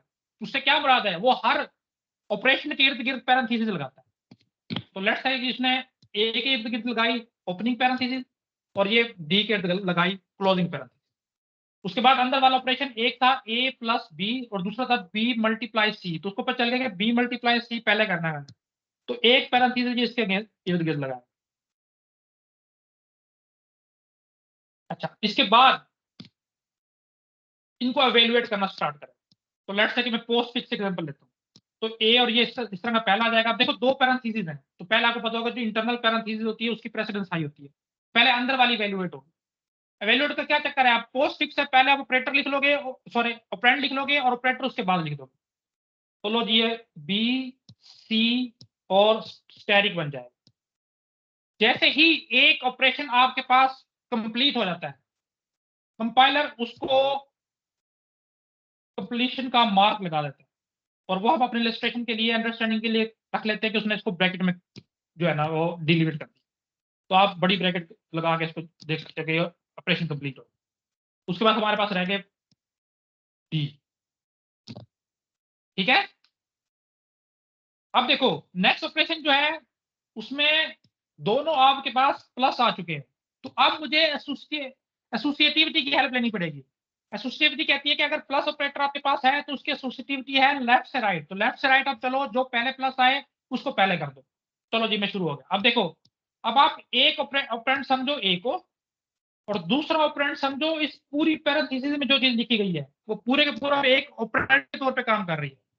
तो अब इसको मुझे पोस्ट फिक्स पे करना है। तो जैसे मैंने ए बी सी स्टैटिक किया था, तो ए को ऑपरेंड और ये पूरे का पूरा दूसरा ऑपरेंड, इनको मैं इकट्ठा करता हूँ। तो मैंने लिखा जी ए बी सी स्टैटिक, ये दूसरा ऑपरेंड हो गया, और इनका जो ऑपरेटर था वो था प्लस, तो ये मैंने प्लस इधर डाल।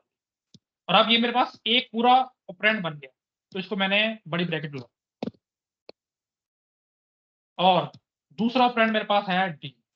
तो बस अब इन दोनों को मैंने मुझे करना है। तो A B C static plus ये एक ऑपरेंड, दूसरा ऑपरेंड है ये डी लगाया, और इनका ऑपरेटर है ये प्लस, ये प्लस। समझ आइए काम कैसे हुआ है? जी सर, आ गए। हाँ, पैरांथेसाइज करता है कंपाइलर इसको। अगर आपने पैरांथेसाइज करना सीख लिया तो आपके लिए कोई भी मुश्किल नहीं है।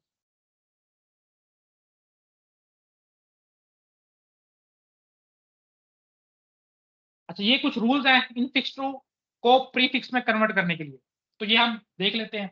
अब ये पहला रूल क्या कहता है, देखो वो कहता है कि आप स्कैन करना स्टार्ट करोगे लेफ्ट से राइट, पहला काम ये है। उसके बाद कुछ रूल्स हैं। पहला रूल देखो, if the reading symbol is an operand, अगर तो आपने एक्सप्रेशन को रीड करना शुरू किया है और पहला सिंबल, जो भी सिंबल आपके पास आ रहा है वो एक ऑपरेंड है, यानी कि ए बी सी डी इस फॉर्म में है, 7 8 9 10 11 इस फॉर्म में है, कोई कांस्टेंट वैल्यू कोई वेरिएबल वैल्यू है, उनके साथ क्या करना है। देखो वो कहता है then immediately append it to the postfix expression.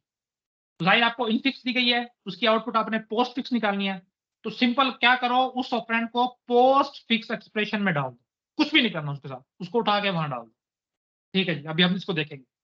दूसरा रूल क्या कहता है, if the reading symbol is left parenthesis, अगर आपके पास रीड करते हुए लेफ्ट पैरेंथेसिस आ गई, यानी कि ओपनिंग पैरेंथेसिस आ गई, तो उसके साथ क्या करना, then push it on to the stack, एक स्टैक मेंटेन करो आप, और इस पैरेंथेसिस को स्टैक में डाल दो।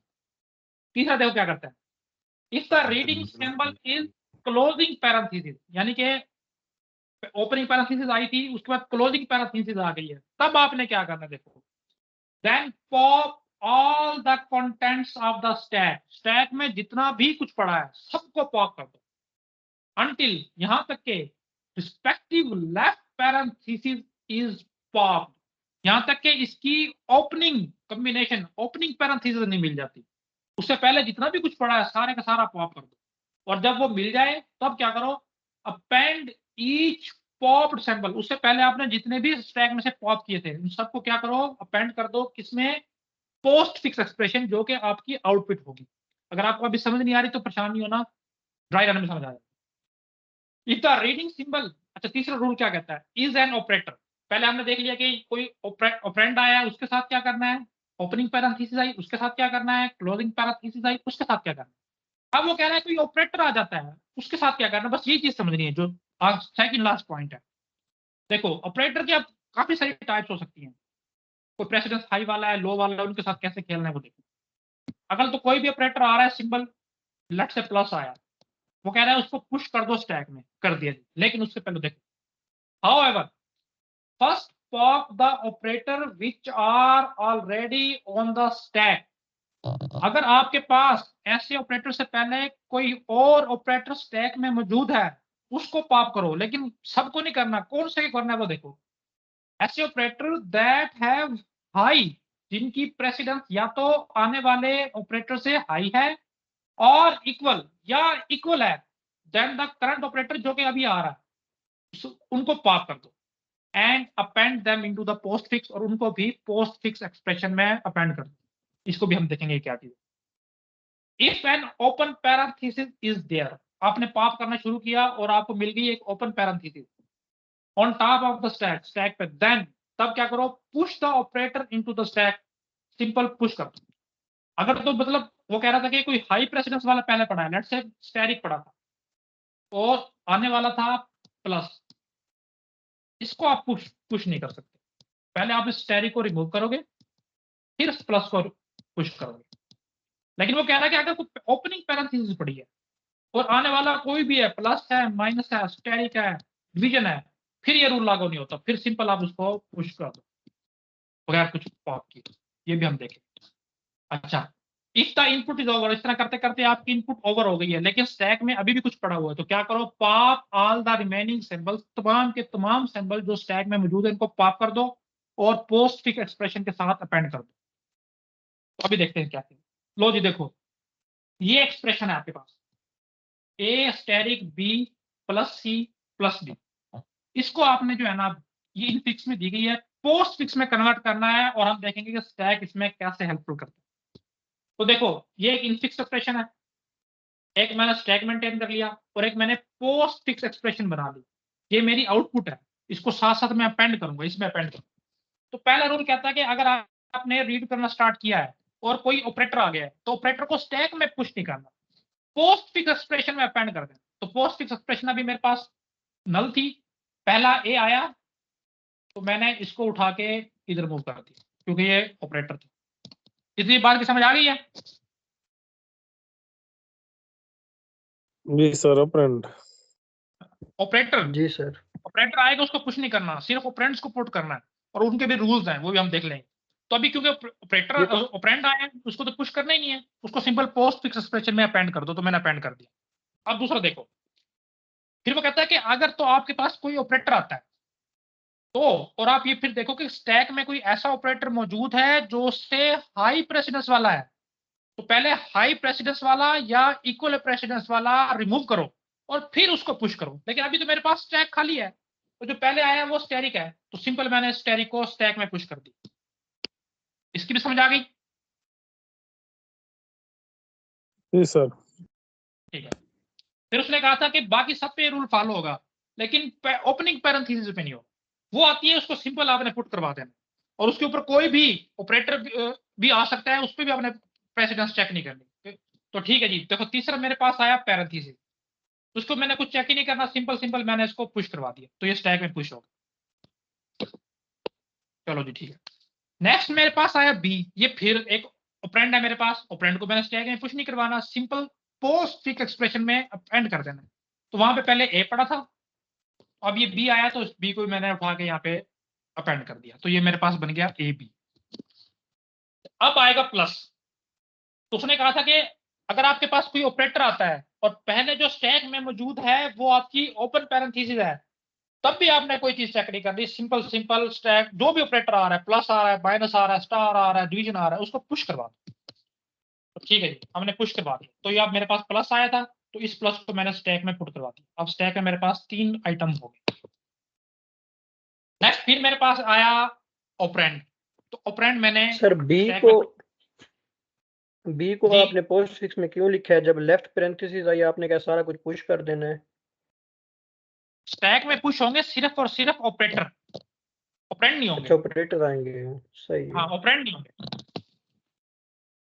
तो नेक्स्ट आया सी, ये क्योंकि खुद एक ऑपरेंड है, इसको मैंने सिंपल पोस्ट फिक्स एक्सप्रेशन में अपेंड कर दिया, लॉजिक हो गया। अब देखो, अब गेम आगे नहीं शुरू होगी।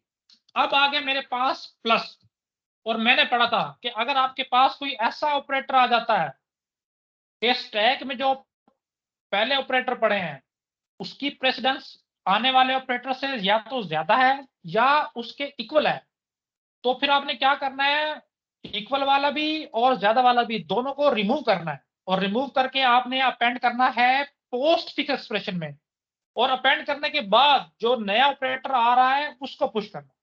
तो अब मेरे पास आया देखो प्लस, मैं जैसे पुश करने के मैंने देखा इसके ऊपर ऑलरेडी प्लस पड़ा हुआ, तो मेरा रूल कहता है कि अगर तो आपके पास इक्वल या हायर प्रेसिडेंस वाला ऑलरेडी मौजूद है उसको रिमूव करके पोस्ट फिक्स एक्सप्रेशन में अपेंड कर दो। तो लो जी, जो मैं अब ग्रीन के साथ करने लगा हूं ना, इसको मैंने यहां से किया रिमूव और पोस्ट फिक्स एक्सप्रेशन में अपेंड कर दी, और उसके बाद स्टैक मेरे पास ऐसा रह गया, यहां से रिमूव हो। अब मैं अगेन रेड करता हूं। अब मेरे पास जो नया आया था ऑपरेटर वो था प्लस। अब मैं इसको जो है ना प्लस को पुश करूंगा स्टैक में, क्योंकि अब पढ़ा है मेरे पास सिर्फ ओपनिंग पैरेंथेसिस, और मैंने पढ़ा था कि जब ओपनिंग पैरेंथेसिस हो फिर कुछ चीज चेक नहीं करनी, फिर सिंपल पुश करवा देना जो भी आने वाला। तो लो जी, मैंने यहाँ पे इसको पुश करवा दिया। इस स्टेप की समझ आई है? जी सर। सर सबको आ दोबारा गई है? दोबारा करवाऊं? ये आखिरी बताया ना सर कि दोबारा जमा आप कैसे पहुंच गए वहां पे। देखो, अगर आपके पास एक ऐसा ऑपरेंड आ गया है, सॉरी ऑपरेटर आ गया है कि उससे हाई प्रेसिडेंस वाला या उसके सेम प्रेसिडेंस वाला ऑलरेडी स्टैक में मौजूद है। अब देखो प्लस आया था मेरे पास, प्लस से हायर प्रेसिडेंस वाले कौन कौन से हैं? एक तो स्टेरिक है, एक डिवीजन है, और सेम लेवल पे कौन सा है? प्लस है और वो है माइनस है। और भी ज्यादा जैसे पावर है, मॉडुलस है, डॉलर है, ये सारे ज्यादा, लेकिन हमें अभी बिल्कुल सिंपल सिंपल ले। तो वो कहता है अगर तो आने वाले से ज्यादा हाई वाले या सेम लेवल वाले ऑलरेडी पड़े हुए, तो फिर आप उन ऑलरेडी पड़े हुए में से सेम वाला और हाई वाला उनको रिमूव करो। तो मैंने देखा कि प्लस पड़ा है और वो सेम वाला है, उसको रिमूव कर दिया। और रिमूव करके वो कहता था कि पोस्ट फिक्स एक्सप्रेशन में लगा दो, तो मैंने लगा दिया। और उसके बाद बच गई मेरे पास ओपनिंग पैरेंथेसिस, मतलब हाई प्रेसिडेंस वाले भी और सेम प्रेसिडेंस वाले भी रिमूव हो चुके हैं, इसलिए तो ओपनिंग पैरेंथेसिस बची है। ओपनिंग पैरेंथेसिस बच गई, फिर मुझे कुछ चीज चेक नहीं करनी, फिर जो भी ऑपरेटर आ रहा है सिंपल उसके ऊपर आ जाए। तो यही हुआ है, प्लस ही आ रहा था, प्लस उसके ऊपर आके प्लेस हो गया।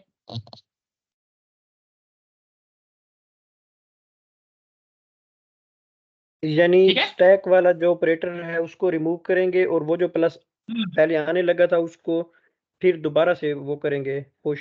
बिल्कुल, ये वो वही वाला नहीं है, ये जो नया आने वाला है वो वाला प्लेस हुआ है यहाँ पे आके।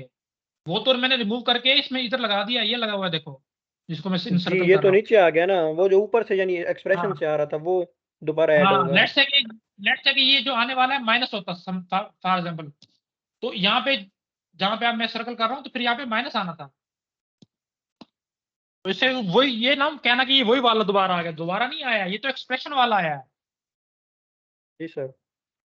ठीक है, तो अब मेरे पास भी इस तरह का एक स्किप हो गया, देखो इस तरह का सीन बन गया, ये वाला भी क्लियर हो गया। अब मेरे पास आया डी, तो डी तो वैसे भी ऑपरेंड है, इसको मैंने कुछ नहीं करना, इसको सिंपल मैंने अपेंड कर दिया यहाँ पे। उसने कहा था आपने ये सारा काम उस वक्त तक करते जाना है जब तक कि आपके पास इनपुट ओवर हो जाए। इनपुट ओवर हो गए मेरे पास, ठीक है जी। उसके बाद उसने कहा था कि स्टैक में जो भी पड़ा है उन सबको आपने जो है ना अपेंड कर देना। तो अब मैं वही करने लगा। सॉरी मेरे तो पास ये क्लोजिंग लेफ्ट पैरेंथेसिस नहीं आएगी इसमें? क्लोजिंग रहती है, ठीक है हाँ, सॉरी क्लोजिंग रहती है। डी के बाद मेरे पास क्लोजिंग आ गई, तो क्लोजिंग को भी मैं इसी तरह यहाँ पे पुश करूंगा। लेकिन उसने कहा था कि अगर तो कोई आपके पास क्लोजिंग पैराथीसिस आ जाती है तो तब आपने क्या करना है। उसने कहा था कि आपने तमाम के तमाम ऑपरेटर्स को रिमूव कर देना है, यहां तक कि आपके पास उस क्लोजिंग पैरेंथेसिस का मैचिंग ओपनिंग पैरेंथेसिस ना मिल जाए। तो देखो लेट्स से कि आप यहाँ पे मैंने इसको क्लोजिंग वाली को पुश करवाना था, उसके उसने कहा था कि आपने उससे बीच में ओपनिंग पैरेंथेसिस वाले के जितने भी ऑपरेटर है सबको रिमूव करना है। तो बाइट अभी तो सिर्फ मेरे पास एक ही था, तो इसी एक को मैं रिमूव करूंगा, पोस्ट फिक्स में लगाऊंगा, और ये दोनों मेरे पास ओपनिंग पैरेंथेसिस और क्लोजिंग पैरेंथेसिस का पेयर मैच कर जाएगा, ये दोनों रिमूव हो जाएंगे। तो ये देखो वही प्लस वाला इधर आ गया और ये दोनों रिमूव हो गए। अब मेरे पास इनपुट ओवर हो चुकी है। इनपुट ओवर होने के बाद वो कहता था कि अब इनपुट ओवर होने के बाद आप देखो कि क्या स्टिल स्टैक में कोई आपके ऑपरेटर पड़े हुए हैं। अगर तो पड़े हुए हैं तो उनको पॉप करो, और लेट्स से कि यहाँ पे मेरे पास प्लस पड़ा होता, माइनस पड़ा होता, तो बाय डिफॉल्ट ऊपर वाले ने पहले रिमूव होना था और अपेंड होना था। तो क्या अभी मेरे पास सिर्फ बचा ही एक है, तो उनको सिंपल आप उठा के पोस्ट फिक्स एक्सप्रेशन में अपेंड कर दो। तो ये मैंने लास्ट टाइम में किया है और ये मेरे पास अपेंड हो गया, फाइनल एक्सप्रेशन ये बना। इसमें कुछ रूल्स हैं, अगर वो आपको याद हैं तो कोई भी एक्सप्रेशन हो वो आप बड़ी इजीली कर लोगे, अगर रूल्स नहीं याद फिर आपके लिए मसला।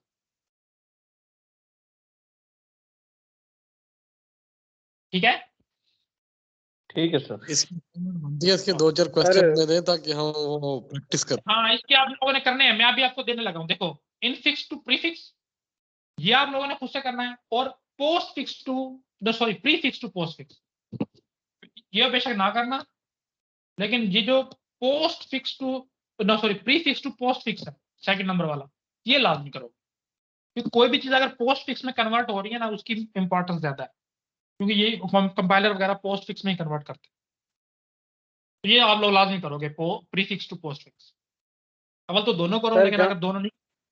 जी जहाँ पे पैरेंथेसिस मैच हुई हैं उनके अंदर जितने भी ऑपरेटर होंगे सारे वो हम एक्सप्रेशन में लिख देंगे। सारा सारों को रिमूव करके पोस्ट फिक्स एक्सप्रेशन के साथ अपेंड करो। उसी तरतीब से जैसे स्टैक में पड़े होंगे। जी बिल्कुल, पहले वाला पहले पॉप होगा, उसके बाद उसके नीचे वाला, फिर उसके नीचे वाला, यहाँ तक कि आपको ओपनिंग पैरेंथेसिस पेयर मैच। जी सर। सर असाइनमेंट में एक्सप्रेशन नहीं दिया अपने, वो खुद बनाने हैं कोई पोस्ट फिक्स।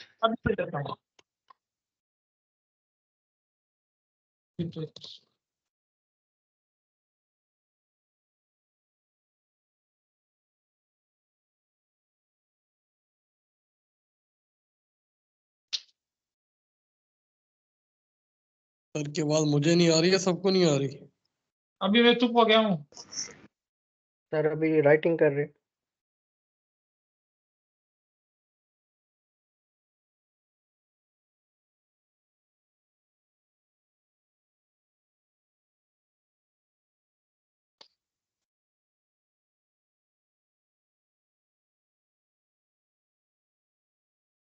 लो जी, ये सेव हो।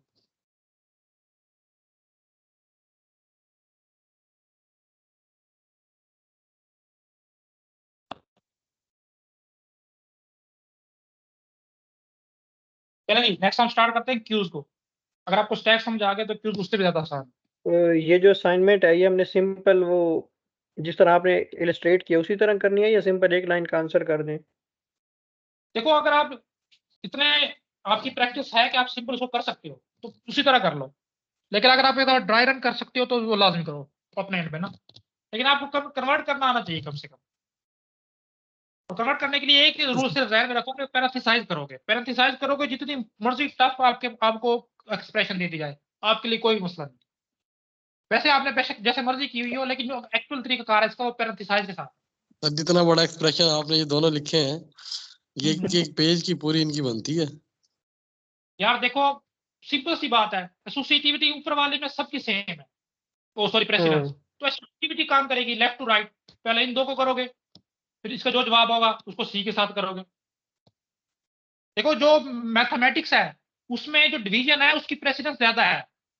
अगर कहीं पे मल्टीप्लिसिटी और डिवीजन इकट्ठी आ जाती है तो आप पहला डिवीजन करते हो सिंपल मैथमेटिक्स में, लेकिन प्रोग्रामिंग में दोनों की सेम है। प्रोग्रामिंग में कंफ्यूज नहीं होना। तो आप इसको फिर सिंपल जो है लेफ्ट टू राइट चलोगे। ऊपर वाले में तो कोई मसला भी नहीं है, सारे के सारे मैंने एक जैसे वो ऑपरेटर डाले। सर क्यों कल ना पड़े? क्यों कल करें जी? जी सर कल करेंगे क्यों? जी सर कल करेंगे, अच्छा भला हो गया। वरना ये तो मिक्स हो जाएंगे। चलें जी, जैसे आप लोग कहो। बहुत शुक्रिया सर।